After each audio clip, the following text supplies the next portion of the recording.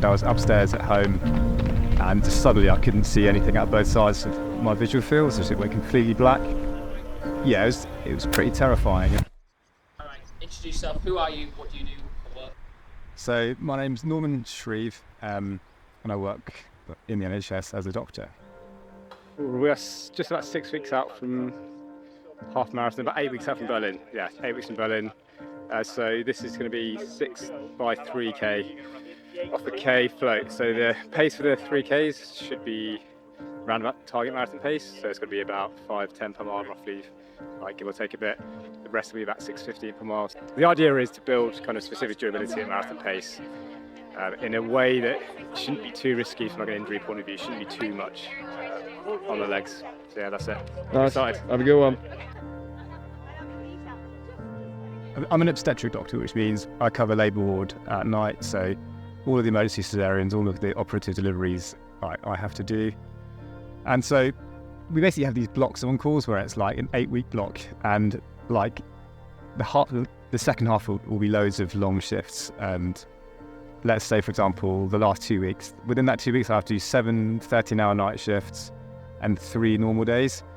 So within that period, like, it is really hard to train well, especially that there's the 1 week where I do 4 nights in a row. And I used to just kind of try to muscle my way through it and carry on training. But my coach, Phil O'Dell, has been really good at just over the years trying to drill it into me that it's just not worth it. Because even if you get through that week of training, it's always like 2 or 3 weeks later, you used to end up breaking down a little bit. So trying to run like sensibly within those periods and trying to get enough sleep is really hard. So I think that doesn't help me. But in the same token, my marathon PB was run in Valencia in 2021, and that week I did a night shift Monday night, night shift Tuesday night, stayed up all day Wednesday to try to get back into the rhythm. Thursday did a short session here at Cambridge, flew to Valencia on the Friday, ran 2:16 on the Sunday. So like, you would always think that would be terrible preparation, but I actually felt great that day. Actually, the hardest thing about night shifts is eating well. At 3 a.m. in Admiral's Hospital, the only place you can get food is the vending machine. So you end up eating like really badly. And because your body isn't genetically programmed to metabolize food well at like 3 a.m, I think it does lead to, it's hard to keep your diet clean and keep healthy. So that's a constant battle, but no one's making me do it. I do it because I love it. I love my job and I love running, and so it's a challenge that I kind of genuinely do relish. And I'm always thinking of little ways to try and make it work a bit better. I get to do a bit of everything. So we do surgery, but like not really complicated surgery. Like all our operations last about an hour, which is good. I kind of like that. And it's a lot of communication and speaking to people when they're really vulnerable in difficult times in their lives, especially when people are having their children. And it's a real privilege to be able to help them through that process. I genuinely love that part of it. I love like the physiology, so I've got a science background. I did a PhD and I did a BSc in physiology outside of my medical degree, so how the placenta works, how it supports pregnancy, like I genuinely love that. And I think that's helped me in my marathon training. Like marathon running is a lot of physiology, a lot of thinking about how you can manipulate your body to perform better. And I find that kind of stuff fascinating. And I've got more interested in it as the years have gone on, and I've tried to apply it more over the last couple of years. So I think I should definitely shout out to my wife at this point, who is amazing and is incredibly supportive of me in like chasing my dreams with my running. I think the hardest bit about being a new dad is sleep deprivation. Like everyone you speak to, who they just can't do, and I still struggle with not getting much sleep, but I think I was already quite used to that. I think generally it had less of an impact on me because I was so used to not having much sleep with my job anyway. And yeah, I think we all I like to tell myself I'm running to set my kids a good example and to give them inspiration. But I think the reality is they don't care if I run 2:16 or 3:16 or 4:16. What your kids want is for you to be around and to be a good role model for them. That being said, it does really push me on sometimes. The 5K we did together in Newcastle last year was on BBC. There's only about 13 of us in the race, and I came last by a mile.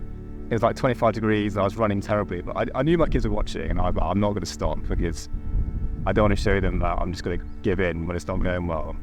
And the same with London Marathon this year. I trained really well, but London Marathon was a disaster for me this year. But they'd come to watch me, and I promised Joseph I'd get him a medal at the end, and I just couldn't break that promise to him. So I had to finish the race as badly as it was going. So yeah, for me, like actually my running's got better since I've had kids. And like part of it might be because I don't have to socialise as much. Like you've got kids around you your Saturday evenings and Fridays, they're not going out drinking anymore, and so maybe it does bring a bit more regularity and routine to I guess your general routine, maybe not your sleep, but yeah, there are some positives for sure.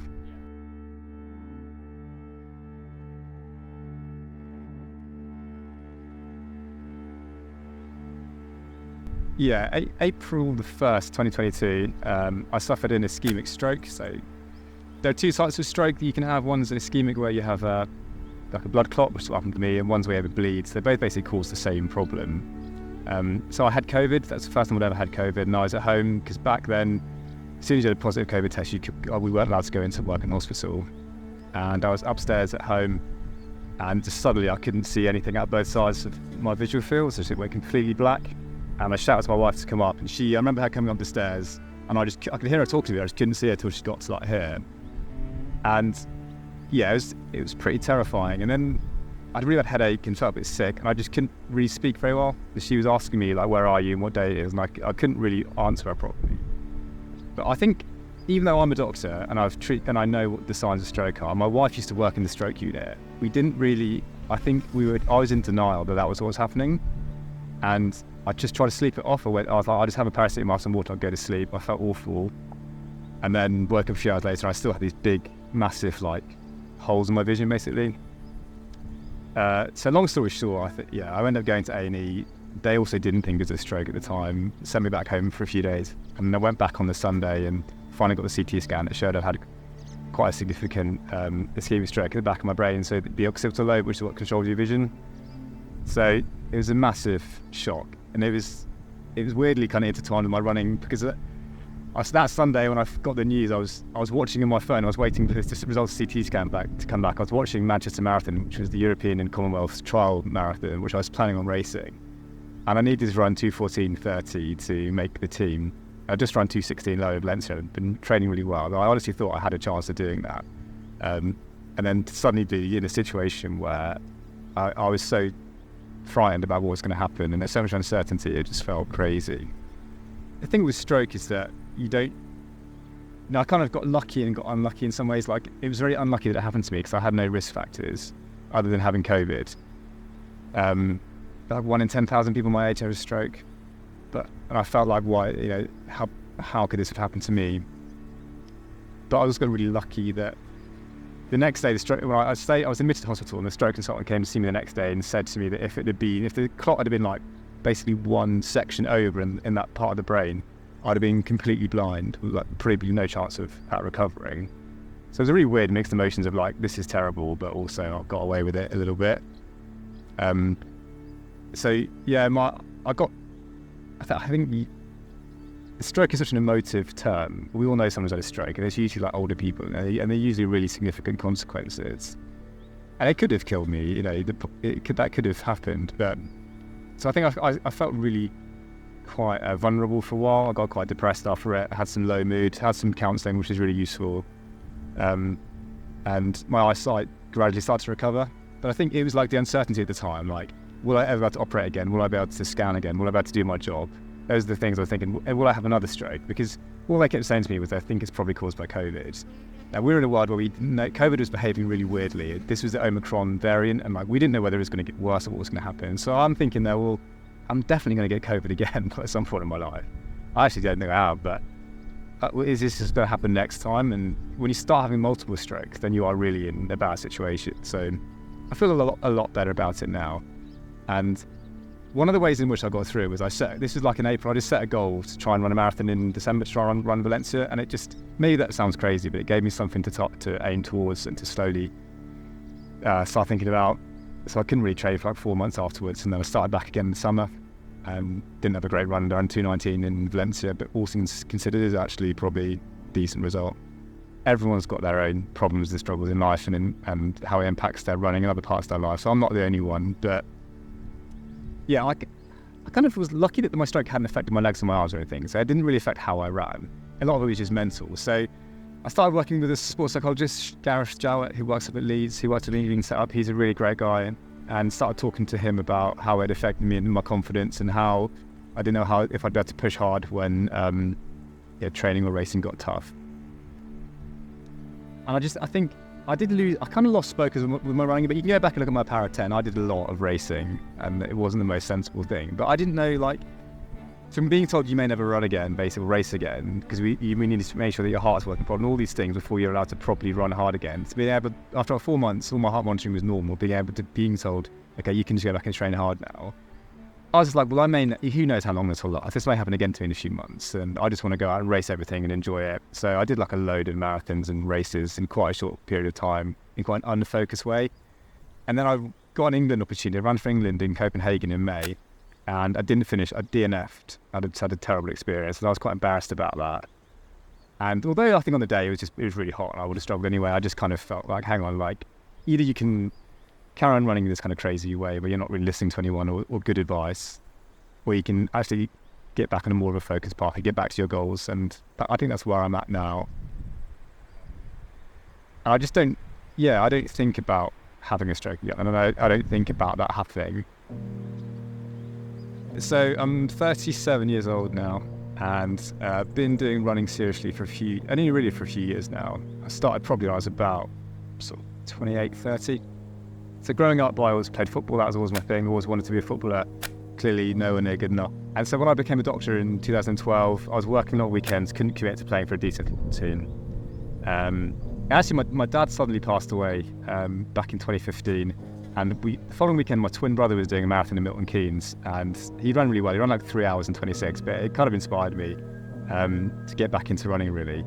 And so that I just decided then I wanted to run, and I got into running with the sole purpose of breaking 3 hours for the marathon. And I told my wife, if I break 3 hours, I'm just going to stop running. I'll just do that, and then I'll get back to football or something. And I did a few months training, ran Cologne Marathon in 2015, and ran 3:01. I was like, I can't leave it at 3:01. I've got to do it again.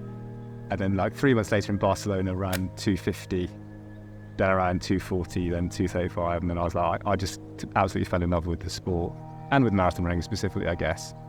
Then I met my coach, Phil, here in 2017. Started training properly, started doing sessions and not just runs by myself, and just fell in love with it. And yeah, it kind of went from there, really. I think probably the marathon is the distance that I'm most suited to. And it's probably the distance that I've had the most success at. And I just love like the challenge that it brings. There's so many variables that come into the marathon and all of them kind of heavily influence performance. And it's like this, I see it like this big puzzle you have to try and crack, and you're constantly working at little parts of it, moving different parts of it. And I still don't think that I've performed as well as I should have done. So I'm still really motivated to go back and improve my times and improve my performances. The older I've got, I've noticed that like coming on the track, especially with running with younger guys, quicker guys, is that I feel more beaten up like the day after doing, 400, 300 on the track than I do doing like a 10-mile tempo. I just find it easier on my body to do marathon training. And I've got used to the volume over the years, and I've got used to the mileage, and I feel like a lot of the marathon training you can do by yourself. Like it's hard, but you can do these long, slow runs, which are important on your own, and that makes it much more flexible for me around work and stuff that you mentioned. If it's a normal working week, where I'm not doing any nights, I'm aiming for 110 miles a week. I've done that for the last 7 or 8 weeks, I think, pretty much. That's about 110 miles for the week, 2 big sessions. Another solid week ticked off. It's now just gone 9 o'clock, just finished work. So I'm currently about 15 miles from home, and I'm not planning on running all the way home, so I'm going to run to the train station, get a train most of the way home, and finish off the run back home. And hopefully get a good night's sleep tonight, get ready for a session tomorrow. Finally at home, had something to eat, had a shower, and now getting into bed to finally get some sleep. A Monday will be like, a commute run home, back to the car. So I'll park like 8 miles or something like that, do like 15 miles on Monday. Tuesday, half an hour in the morning, session in the evening. Wednesday will be like 6 or 7 in the morning, and then like 10 or 11 or 12 after work. So I basically extend my run back to my car on a Wednesday night. Thursday's pretty much the same. Then Friday will be like a big marathon session where I'm trying to aim more specifically at marathon pace and to kind of try to build durability at that pace. So you can have like really strong thresholds, and you can be running at a really high percentage of your VO2 max, but you need to have the durability at certain paces, which is what I'm trying to work on now, which I think might be one of my weaknesses. Saturday will be maybe like, 5 in the morning, 8 in the evening, something like that. And then Sunday will usually be like another steady long run, 20 miles, something like that. So yeah, and maybe trying to hit 110. 2 key sessions, one of which will be probably lactate threshold roughly, and one will be more marathon specific. I'm not done. I don't think I'll necessarily be done with it. So my goal would be to break 250. I think that's my primary goal. My PB is 216 low-ish in conditions that weren't that favourable. And I think I'm going into this block with a quicker half marathon since then. So I'm running the half marathon PB this year, 64:18 in Houston. The biggest training volume I've ever done this summer. My lactate threshold testing has been really promising. There is no reason why I can't do that if I get the race right and get the fueling right, which is always hard for me. But yeah, I think one of your original questions was what keeps bringing me back, and one of the things that really motivates me is trying to get a GB vest, and I think that I still haven't given up on that dream as hard as that is.